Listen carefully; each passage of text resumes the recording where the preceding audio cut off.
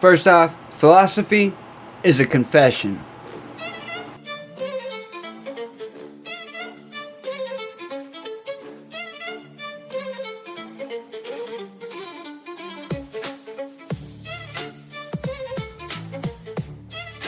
Hey, what's good, y'all? Thanks for clicking on the link. WTJ Knowledge Drops back with some short form content.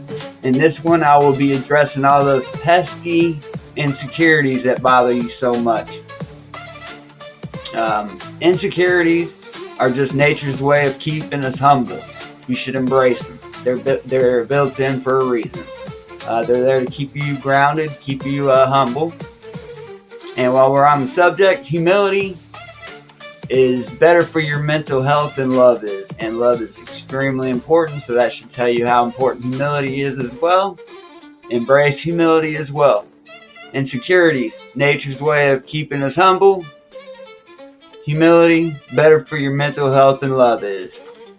WTJ Knowledge Drops, thank you for watching, and I'll see you on the next little short. Thank you very much. Y'all have a good one.